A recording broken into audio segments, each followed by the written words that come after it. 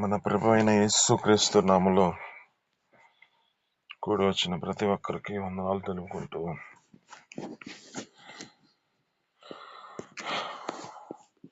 దేవుని యొక్క మాటలు మనం జ్ఞాపకం చేసుకుందాం.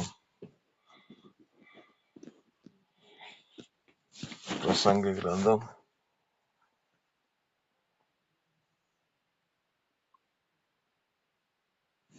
1వ అధ్యాయం 1వ వచనం కాడ నుంచి మనం చదువుకుందాం అండి.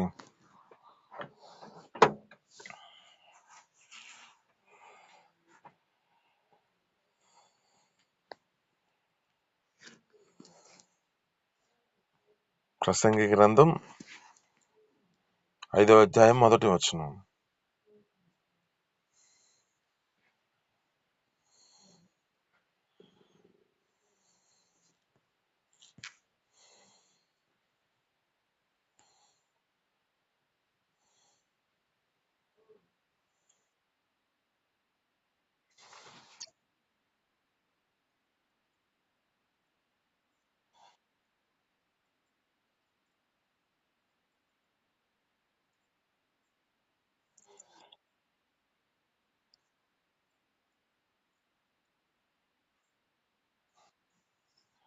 ఆమేన్. హల్లెలూయా. ఇక్కడ ఉన్న మాటలను బట్టి దినమున మనం దేవుని యొక్క సన్నిధిలో ఆ దేవుని యొక్క మహిమను మనం చూడలేని పరిస్థితుల్లో చూడకపోవడానికి కారణం ఏమిటో ఒక 5 అనుభవాలను మనం నేర్చుకుందామండి. ఆ దేవుని యొక్క మహిమను చూడలేని పరిస్థితిలో ఎందుకు ఏ విధమైన స్థితిలో కలిగిన దాన్ని బట్టి ఆ ఈ యొక్క దేవుని యొక్క మందిరములో ఆ మహిమ ఎందుకు చూడట్లేదో కారణాల్లో మనం 5 అనుభవాలను మనం నేర్చుకుందామండి. ఇక్కడ ఉన్న మాటలు బట్టి నీవు దేవుని యొక్క మందిరమునకు పోయినప్పుడు నీ ప్రవర్తన ఎలా ఉంది, జాగ్రత్తగా చూసుకో అంటుంది. అంటే ఇక్కడ దేవుని యొక్క మందిరమునకు పోయినప్పుడు పోవచ్చున్నప్పుడు మన జీవితాలలో ఏ విధమైన స్థితిలో మనం నడిపించబడుతున్నాము, అంటే ఈ దేవుని యొక్క మందిరానికి పోయినప్పుడు నీ యొక్క ప్రవర్తన ఎలా ఉంది, అంటే ఈ యొక్క దేవుని యొక్క మందిరమునకు మనము సమయమునకు దేవుని యొక్క మందిరానికి వెళ్తున్నామా, లేక సమయమును దాటినాక దేవుని యొక్క మందిరానికి వెళ్తున్నామా? ఇది నీతో మాట్లాడుతున్న మాటలో జ్ఞాపకం చేసుకుంటే ఈ యొక్క బస్సుకు ఏదైనా మనం ఒక ట్రైన్కి ఒక టైం అని ఉంటుంది. పలానా టయానికి అంటే మనం ముందుగానే వెళ్తాం. ఇంకా జ్ఞాపకం చేసుకుంటే ఇంకా ఏదైనా వాటి యొక్క సమయాలను ఆ సమయముకు ముందుగానే ఆ యొక్క ప్రాంతానికి వెళ్తాం. కానీ దేవుని యొక్క మందిరమునకు మన జీవితాలు ఏం చేయబడతాయంటే ఆలస్యముగా వెళ్తూ ఉంటాం. అంటే ఏ విధమైన స్థితి కలుగుతుంది అంటే అన్నిటికీ సమయములు ఇస్తూ ఉంటారు. అంటే బస్సుకి వెళ్తే బస్సుకు, ఆయా ట్రైన్కి వెళ్తే ట్రైన్కి, ఏదైనా ఇక ఏ సమయమైనా ముందుగానే ఒక అరగంట ముందు మనం ఉంటాం. కానీ ఈ యొక్క దేవుని యొక్క మందిరమును ఏం చేస్తూ ఉంటారంటే మనిషి ఏం చేస్తూ ఉంటారంటే ఆలస్యం చేసుకుంటూ ఉంటారు. లేఖనాలు బట్టి చదువుతున్నమాట, నీవు మందిరమునకు పోయినప్పుడు నీ ప్రవర్తన ఎలా ఉంది, నీ యొక్క స్థితి ఎలా నడిపించబడుతున్నావు ఆ దేవుని యొక్క మందిరమునకు వెళ్తున్నప్పుడు. అంటే ఈ దేవుని యొక్క మందిరమునకు వెళ్ళినప్పుడు నీ ప్రవర్తన, నువ్వు ఎంతగా దేవుని యొక్క మందిరమునకు వెళుతూ ఆ సమయాన్ని నిర్లక్ష్యపరిచే పరిస్థితిలో నువ్వు నడిపించబడుతున్నావు. లేఖనాలు చెబుతూ ఉంటాయి కదా, యెహోవా కార్యము అశ్రద్ధ చేయవాడు శాపగ్రస్తుడు అంటున్నాడు. అంటే ఆ దేవుని యొక్క మందిరమునకు మనం వెళుతున్న సమయంలో, అంటే ఈ దేవుని యొక్క మందిరానికి వెళ్తున్న సమయము, కార్యము, ఆ దేవుని యొక్క కార్యములు మన జీవితాలలో ఆలస్యమైన పరిస్థితిలోకి వెళ్తాం.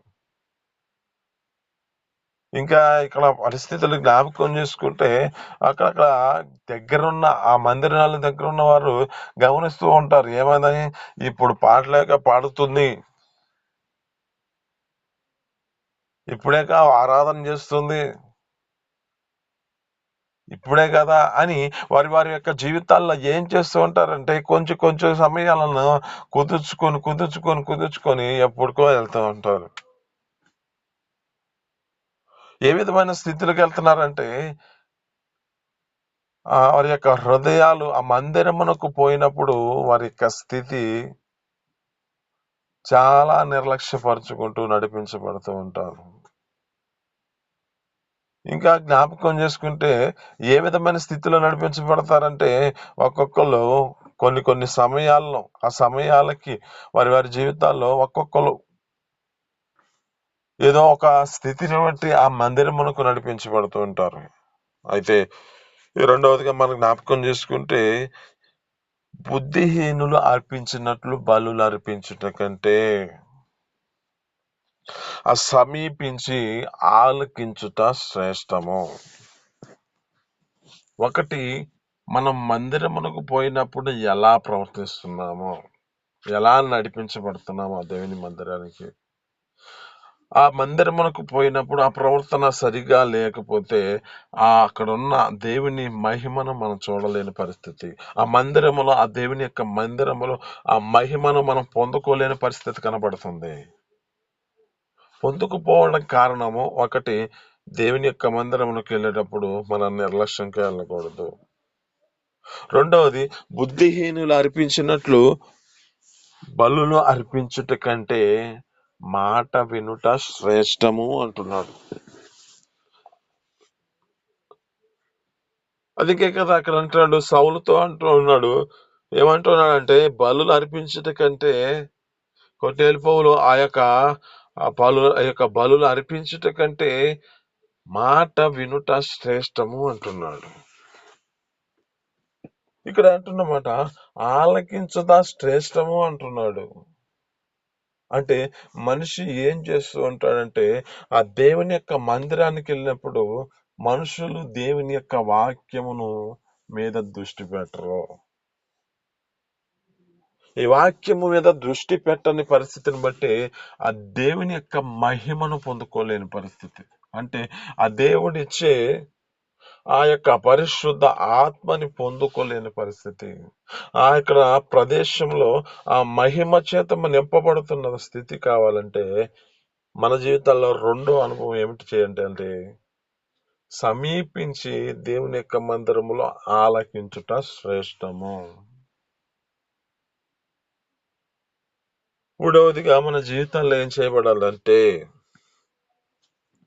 ఆ దేవుని యొక్క సన్నిధిలోనికి వెళ్ళినప్పుడు అనాలోచనగా పలకకూడదు, అనాలోచనగా మాట్లాడకూడదు. ఏం చేస్తూ ఉంటారంటే మనుషుల జీవితాల్లో అక్కడ దేవుని యొక్క మాటలు ప్రకటన చేస్తున్నప్పుడు కూడా దేవుని యొక్క సన్నిధిలో వారి జీవితాలు ఏం చేయబడతాయంటే, ఏ విధమైన స్థితిలో నడిపించబడతారంటే, ఆ యొక్క స్థితిని బట్టి అక్కడ ఏం జరుగుతుందో తెలియకున్న పరిస్థితిలో మాట్లాడుకుంటూ నడిపించబడుతూ ఉంటారు. మనం జ్ఞాపకం చేసుకుంటే, ఏదైనా ప్రదేశంలోకి వెళ్ళినప్పుడు అక్కడ ఉన్న పరిస్థితిని బట్టి అక్కడ మౌనంగా పాటించే పరిస్థితి కనబడుతుంది. కానీ దేవుని యొక్క మందిరానికి వచ్చినప్పుడు మనిషి ఏం చేస్తూ ఉంటున్నాడు అంటే, అనాలోచనగా మాట్లాడుతూ తన జీవితాన్ని నడిపించుకుంటూ ఉన్నాడు. అందువల్లనే ఈ యొక్క దేవుని యొక్క మహిమను పొందుకోలేని పరిస్థితి కనబడుతుంది. ఆ దేవుని యొక్క అపరిశుద్ధ ఆత్మను పొందుకోలేని పరిస్థితి, ఆ మందిరంలో ఆ యొక్క ప్రసన్నతను పొందుకోలేని పరిస్థితిగా కనబడుతుంది. ఒకటి, ఆయన సన్నిధికి వెళ్ళినప్పుడు ప్రవర్తన జాగ్రత్తగా ఉండాలి. 2, ఆయన యొక్క సన్నిధికి వచ్చినప్పుడు ఆలకించుట శ్రేష్టము. ఆయన మాటను మన జీవితాల్లో వెంబడించినట్లుగా ఆయనను మనం అనుసరించి నడిపించబడాలి. ఆయన సన్నిధికి వచ్చినప్పుడు, ఆయన దగ్గరకు వచ్చినప్పుడు మన జీవితాలలో ఆయన మాటలను అంగీకరిస్తూ, ఆలకిస్తూ, వాటిని విని వాటి ప్రకారం చేయాలి. అందుకే మత్తయి సువార్తలో అంటాడు, ఏమంటాడంటే, కాబట్టి ఈ నా మాట చొప్పున చేయు ప్రతివాడు బుద్ధిమంతుని పోలి ఉన్నాడు అంటుంది. ఆమేన్. హల్లెలూయా. అంటే ఈ బుద్ధిమంతుని పోలి ఉన్నాడంటే, ఈ బుద్ధిమంతుడు ఏం చేస్తున్నాడంటే, ఆయన మాట ప్రకారము తన జీవితంలో అంగీకరిస్తూ నడిపించబడ్డాడు కనుకనే తన ఇంటిని బండ మీద తన ఇంటిని కట్టుకున్నాడు కనుకనే, క్రీస్తు అనే బండ మీద తన జీవితాన్ని స్థిర నివాసం చేసుకున్నాడు కనుకనే అతని యొక్క ఇల్లు కూలబడని పరిస్థితి కనబడుతుంది. వాన వచ్చినా, వరదలు వచ్చినా, ఏ పరిస్థితి వచ్చినా అతడు బండ మీద తన యొక్క స్థిరత్వము నిలబించుకున్నాడు కనుకనే ఏ మాత్రము అది చెలించదు. అయితే దినమున మనతో మాట్లాడుతున్న మాటలు మనం ఏం చేయబడాలంటే సమీపించి ఆలకించుట శ్రేష్టము. ఈ 3వదిగా అనాలోచనగా నీ యొక్క హృదయాన్ని త్వరపడనీయకు. ఆ దేవుని యొక్క మందిరములోనికి వెళ్ళినప్పుడు నీవు ఎలాంటి లోక సంబంధమైన ముచ్చటల చేత మాట్లాడుతూ నీ జీవితాన్ని నడిపించుకుంటున్నావేమో.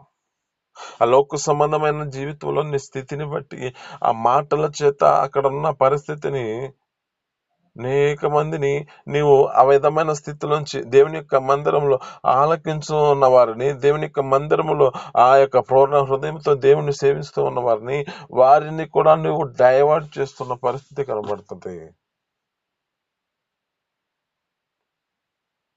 నీతో మాట్లాడుతున్న మాటలను బట్టి 3వ అనుభవంలో ఆ దేవుని యొక్క మందిరములోనికి వెళ్ళినప్పుడు నీవు అనాలోచనగా పలుకుటకు త్వరపడవద్దు. అనాలోచనగా మాట్లాడడానికి నీ నోటిని జాగ్రత్తగా కాపాడుకో, నీ హృదయముని జాగ్రత్తగా కాపాడుకో, పలకవద్దు అంటున్నాడు. ఎప్పుడైతే పలకకుండా ఉంటావంటే అప్పుడు దేవుని యొక్క మహిమను, ఆ దేవుని యొక్క ప్రసన్నతను నువ్వు చూస్తావు. 4వ అనుభవం మనం జ్ఞాపకం చేసుకుంటే, 4వ అనుభవం ఏమిటంటే, నీవు నీ యొక్క స్థితిని బట్టి ఈ యొక్క మొక్కుబడి, ఆ 4వ అనుభవంలో 4వ వచనం చదువుకుంటే ఇక్కడ అంటుంది, నీవు దేవునికి మొక్కుబడి చేసిన ఎడల దాన్ని చెల్లించుటకు ఆలస్యము చేయకుము. బుద్ధిహీనులందు ఆయనకి ఇష్టం లేదు. ఇంకా 5వ వచనంలో చదివితే, నీవు మొక్కుకొనిన దాన్ని చెల్లించుము. నువ్వు మొక్కుకొనినది చెల్లింపకుండా కంటే ఏంటంటే మొక్కుకొనకుండా ఉండుట మేలు అంటున్నాడు. ఈ 5వ అనుభవంలో, ఈ 4వ అనుభవంలో మన జీవితాల్లో ఏం చేయబడాలంటే, మనము మొక్కుకొనిన దానిని ఆయన సన్నిధిలో మనం ఏదైతే ఆ మొక్కుకొని నడిపించబడుతూ ఉంటామో దాన్ని చెల్లించడానికి ఆలస్యం చేయొద్దు అంటున్నాడు. చెల్లించలేకపోతే అసలు మొక్కుకొనకుండా ఉండుటే మేలు అంటున్నాడు. ఇంకా ఒకసారి మాటలు జ్ఞాపకం చేసుకుంటే, ద్వితీయోపదేశ కాండంలో ఉంటది ఒక మాట. ఏమనంటాడంటే, నీవు మొక్కుకొని దానిని ఆలస్యము చేయక ఆ దేవుని యొక్క సన్నిధిలో దాన్ని చెల్లించుము. ఒకవేళ దాన్ని చెల్లించకపోయినా యెహోవా నీ యొద్ద నుంచి దాన్ని రాబట్టుకుంటాడు, కానీ అది నీకు పాపముగా మార్చబడుతుందంట. అంటే ఈ యొక్క స్థితిని బట్టి ఏం చేయబడాలంటే, నీవు దేవుని యొక్క మందిరమునకు పోయినప్పుడు నీ జీవితంలో ఆ మొక్కుకొనిన దాన్ని చెల్లించలేని పరిస్థితిలో కనపడుతున్నావేమో. అక్కడ అంటాడు కింద మాటలు జ్ఞాపకం చేసుకుంటే, నీ దేహానికి శిక్షకు లోపరుచున్నంతగా పని నీ నోటి వలన జరగనీయకము. అది పొరపాటు చేతన జరిగినని దూత ఎదుటను చెప్పొద్దు. అంటే ఇక్కడ జ్ఞాపకం చేసుకుంటే ఆ దేవుని యొక్క మందిరంలో నీ యొక్క స్థితిని బట్టి మొక్కుకున్న దానిని చెల్లించలేని పరిస్థితిలో ఉంటే అసలు మొక్కుకోకుండా ఉండట మేలు అంటున్నాడు. అయితే నువ్వు మొక్కుకున్న దాన్ని చెల్లించడానికి ఆలస్యం చేయొద్దు. ఎందుకంటే నీ దేహముకు శిక్ష లోపరిచినంత నీ నోటి ద్వారా జరగనీకు. అయ్యా ఏదో పొరపాటు చేతన ఈ మాట మాట్లాడానయ్యా, ఇదేదో ఊరక మాట్లాడానయ్యా అని నువ్వు దూత ఎదుట చెప్పే పరిస్థితి వస్తుందేమో. ఆ పరిస్థితిని నువ్వు నడిపించబడొద్దు అంటున్నాడు. అంటే ఇక్కడ ఏం చేయాలి అంటే మనం మొక్కుకొని దానిని దేవుని యొక్క మందిరములో మనం చెల్లించే వారిగా ఉంటే ఆయన ప్రసన్నతను మనం చూస్తాం. అంటే ఆ దేవుని యొక్క మందిరమునకు మన జీవితాలలో ఏం తీసుకొస్తున్నామో ఆ దేవుని యొక్క మందిరంలోనికి మనం ఏమైతే అంగీకరిస్తూ దేనినైతే మనం దేవుని యొక్క సన్నిధిలో తీర్మానించాలతో నడిపించబడుతున్నామో ఈ తీర్మానంలో మనం స్థిరమైన మనసు కలిగి అది దేవుని యొక్క మందిరంలోనికి ఈయటానికే కానీ ఏదైనా మన జీవితాలలో అప్పగించుకుంటే అది మేలు. అందుకే కదా హన్నా తన యొక్క కుమారుని మొక్కుబడి చేసుకుంది. అయ్యా నీవు నాకు మగబిడ్డనిస్తే నేను నీకు ఇస్తాను అని చెప్పి మొక్కుబడి చేసింది. అందుకే దేవుని యొక్క మందిరానికి ఇచ్చేసుకుంది. ఆమె జీవితంలో గొప్ప అద్భుతాన్ని చేసి గొడ్రాలుగా పిలువబడుతున్న పరిస్థితిని తొలగించిన దేవుడు గొప్ప అద్భుతాన్ని చేసి ఆమె పట్ల కుమారులు కుమార్తెలు కూడా దేవుడు అనుగ్రహించాడు కదా. అంటే ఆ దేవుని యొక్క మందిరంలో నీవు దేవుని యొక్క సన్నిధిలో ఈటలో ఆ మొక్కుబడి చేసిన దానిలో నీవు నడిపించబడితే దేవుడు ఆ మహిమను ఆ ప్రసన్నతను నువ్వు చూడగలుగుతావు. అందుకే కదా అంటాడు ఇంకా అక్కడ జ్ఞాపకం చేసుకుంటే ఏమంటాడంటే ఆకాశపు వాకిలి నిప్పి పట్టజాలని విస్తారమైన దీవులతో నింపుతానంటున్నాడు. అంటే ఆ దేవుని యొక్క సన్నిధిలో ఈటలో ఆ దేవుని యొక్క మందిరంలో మొక్కుకొని చేసుకున్నది ఆ దేవుని యొక్క మందిరంలోనికి ఇయ్యాలని ఆశపడుతూ నడిపించబడి మాట చేత నీ జీవితంలో నడిపించబడిన స్థితిలో దానిని నువ్వు నిర్లక్ష్యపరుచుకుంటూ నడిపించబడుతూ నీ జీవితం నడిపించుకుంటున్నావు. మనకు తెలుసు అననీయ సపర్య తెలుసు. సపర్య వారి యొక్క జీవితాల్లో ఏం చేశారు? దేవుని యొక్క మందిరంలో అపోస్తుల యొక్క పాదాల యొద్ద ఆ యొక్క ధనమును తీసుకొచ్చి పెట్టాలని ఆలోచన కలిగి ఉన్నారు. కానీ వారి జీవితాల్లో ఏం చేస్తున్నారు? మొక్కుకొని దాన్ని మొత్తం చెల్లించకుండా కొంత దాచుకొని కొంత తీసుకొచ్చుకొని పెడుతున్నారు. మనిషి యొక్క ఆలోచనలు ఎలాంటివి అంటే ఈ ధనం ఏం చేస్తుందంటే మనిషిని ఏ విధమైన స్థితిలోనికి తీసుకెళ్తుందంటే మంచి మార్గాన్ని నడిపించబడిన యొక్క జీవితాలలో ఈ హృదయము మార్పు చేయగలుగుతుంది. అంటే ఆ హృదయము ఏం చేస్తుందంటే ఇదేం చేసుకుంటారు, ఈ దేవుని యొక్క సేవకులు ఏం చేసుకుంటారని ఆ కొంత దాచుకొని ఆ దేవుని యొక్క మందిరానికి తీసుకొస్తున్న పరిస్థితి కనబడుతుంది అక్కడ. నీ జీవితంలో ఏ విధమైన స్థితిలో నడిపించబడ్డావు? నువ్వు ఎంతవరకు మొక్కుకుంటున్నావో ఆ మొక్కుకునేదాన్ని చెల్లిస్తున్నావా లేక నిర్లక్ష్యపరుచుకుంటూ జీవితంలో నడిపించబడుతున్నావా అంటున్నాడు. నీవు మొక్కుకున్న దాన్ని ఆలస్యం చేయొద్దు, త్వరగా చెల్లించుము. చెల్లించకపోతే ఆయన నీ యొద్ద నుంచి రాబట్టుకుంటాడు, కానీ అది నీకు పాపంగా మార్చబడుతుంది. మన జీవితాల్లో ఏ పరిస్థితిలో నడిపించబడ్డామో ఐదవ అనుభవాన్ని మనం జ్ఞాపకం చేసుకుంటే ఐదవ అనుభవం ఏమిటంటే 7వ అధ్యాయము చివరి వచనాల్లో చదువుకుంటే ఇక్కడ అంటాడు, అధిక స్వప్నములు మాటలను నిష్ప్రయోజనములు నీ మటుకు నీవు దేవుని యొక్క యందు భయభక్తులు కలిగి ఉండుము. అంటే ఆ దేవుని యందు భయభక్తులు కలిగి నడిపించబడు. మనిషి జీవితాల్లో ఏం చేస్తూ ఉంటారంటే రెండిట్లో ఒకటి తక్కువ అయిపోతూ ఉండదు. భక్తి ఉంటే భయం ఉండదు, భయం ఉంటే భక్తి ఉండదు.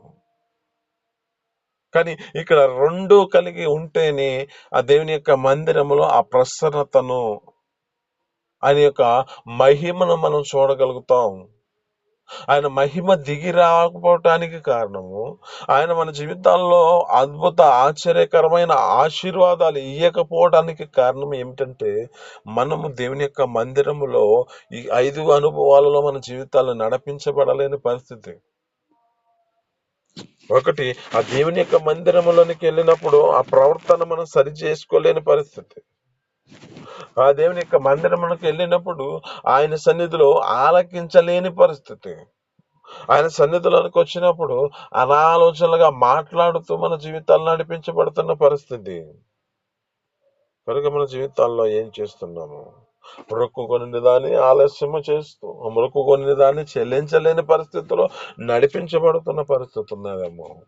ఆ దేవుని యందు భయభక్తులు కలిగి నడిపించబడలేని పరిస్థితిలో నడిపించబడుతూ ఉన్నావేమో. దినము నీతో మాట్లాడుతున్న మాటలు. ఆయన ప్రసన్నతను చూడాలంటే, ఆయన మహిమను నువ్వు చూడాలంటే, ఆ దేవుని యొక్క మందిరంలో ఆయన మహిమ దిగి రాకపోవడానికి కారణం ఏమిటంటే, ఈ 5 అనుభవాలలో మన జీవితాలు ఏదో తప్పిపోతున్న పరిస్థితి కనబడుతుంది. ఆ దేవుని యొక్క మందిరంలోనికి మన జీవితాలు నడిపించబడిన స్థితిలో భయభక్తులు నడిపించలేని పరిస్థితిలో నడిపించబడుతున్నావేమో. ఆ భయభక్తులు కలిగి జీవించలేని పరిస్థితిలో కనబడుతున్నావేమో. ఇందులో నీతో మాట్లాడుతున్న మాట బట్టి భయము ప్లస్ భక్తి, భయముతో కూడిన భక్తి మన జీవితాలలో ఉండాలి. కొన్ని మంది జీవితాల్లో ఆ విధమైన స్థితిలో నడిపించబడకే తమ యొక్క జీవితాల్లో మార్గాలన్నిటిని తప్పిపోయి వారు వెంబడిస్తున్న స్థితి కనబడుతుంది.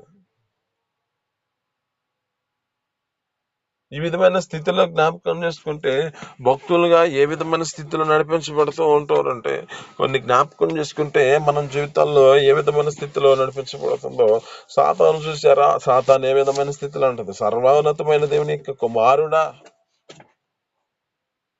అని అక్కడ సంబోధిస్తుంది. అంటే ఏమి జీవితంలో అక్కడ ఉన్న దాన్ని బట్టి భక్తి కనబడుతుంది, కానీ ఆ దేవుని యందు భయము లేని పరిస్థితి. ఇంకా జ్ఞాపకం చేసుకుంటే అనేక మంది మనం జ్ఞాపకం చేసుకుంటే తాగుబోతులు ఎలా ఉంటారంటే వచ్చి ఆ దేవుని యొక్క మందిరమునకు వెళ్తున్నప్పుడు అంటే అక్కడ ఉన్న స్థితిని జ్ఞాపకం చేసుకుంటే అక్కడ ఏదైనా సమీపంలో వారి జీవితాల్లో నడిపించబడుతున్న దారులు కనపడుతున్న దాన్ని బట్టి అక్కడ వారు చేస్తున్నది జ్ఞాపకం చేసుకుంటే ఏం చేస్తూ ఉంటారంటే ఆ దేవుని యొక్క మందిరంలో భయపడుతూ ఉంటారు. అక్కడ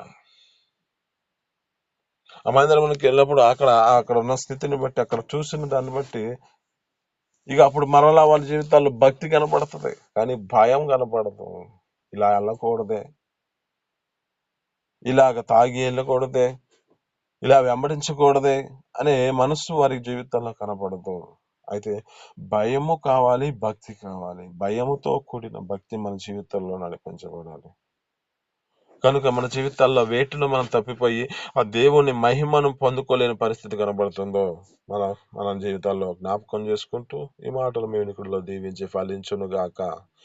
చిన్ని ప్రార్థన. పరిశుద్ధుడ జీవాధిపతి ఆశ్చర్యకరుడ మహోన్నతుడ నీకు స్తోత్రాలు తండ్రి. దేవా ఈ దినం మాట్లాడిన మాటలు బట్టి నీ స్తోత్రాలు. అయ్యా నీ ప్రసన్నతను మేము చూడలేని పరిస్థితి ఎందుకు కలుగుతుందో అయ్యా మాకు తెలియజేసిన మాటలు బట్టి నీ స్తోత్రాలు. అయ్యా నీ మహిమ ఎందుకు దిగిరావట్లేదో నా తండ్రి, ఆ దినంలో ఇశ్రాయేలు ప్రజల యొక్క జీవితాల్లో వారు ఏ ప్రాంతంలో ఉంటే ఆ ప్రాంతంలో నా తండ్రి ఆ గుడారం మీదకి నీ మహిమను దిగి వస్తుంది తండ్రి.